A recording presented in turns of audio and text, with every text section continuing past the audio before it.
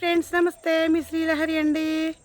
ఇలా చూడండి, ఎరుపు మందార పండు రంగు అండి. మిరప పండు రంగు మందార ఎలా ఉందో చూడండి, ఎంత బాగుందో చూసారు. నాకైతే చాలా బాగుందండి. చిన్ను, ఈ పువ్వు ఎలా ఉంది నాన్న? ఇదిగో చూడరా నాన్న, కింద కూడా ఇంకో పువ్వు వచ్చిందిరా బంగారం. ఇదిగో చూడు ఎలా ఉందో.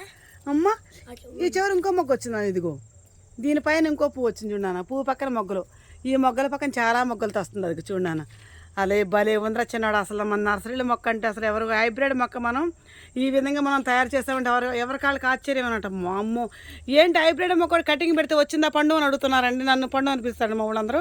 చూడండి ఎంత బాగుందండి. మా అక్క అయితే అమ్మ పండు భలే ఉందిరా తల్లి, ఈ మొక్క నాకు కొంచెం నాన్న, మేము ఒక 20 రోజులు వస్తాం కదా నాన్న అని మా అక్కయ్య అన్నారండి.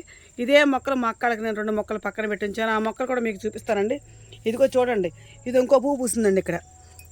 ఇది రేపటికి వస్తుందండి. ఇది అదిగో చూడండి, ఈ విధంగా పక్కకు కూడా వచ్చింది. ఈ పక్క మొగ్గండి ఇది.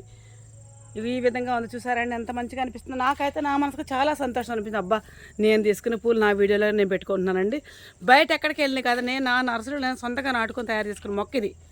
నాకైతే చాలా సంతోషంగా, మనసుకు హాయిగా, మనసుకి సంతోషంగా అనిపిస్తుంది. ఈ పువ్వు చూస్తే ఇంట్లో చిన్న చిన్న ఇబ్బందులు వచ్చినా అవన్నీ మర్చిపోయి నా నర్సరీలోకి వచ్చి నేను సంతోషంగా హ్యాపీగా ఎంజాయ్ చేస్తాను. అర్ధగంటన ఈ కష్టం కూడా నాకు తెలియకుండా నేను ఈ మొక్కలు పెంచుకుంటున్నానండి. నేను ఇదిగోండి, ప్రతి ఆడపిల్ల ₹1 సంపాదించుకోవాలి. నేను ఎండలోకి వెళ్ళే పరిస్థితి, ఎండలోకి వెళ్ళలేనండి.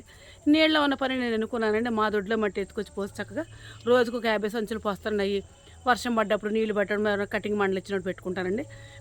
పెట్టినట్లు ఒక 50 మొక్కలు పెడితే 40 మొక్కలు వస్తాయండి. ఎక్కువైతే రావండి. ఇదిగోండి, ఎందుకంటారా, చాంబర్ లేదు కాబట్టి.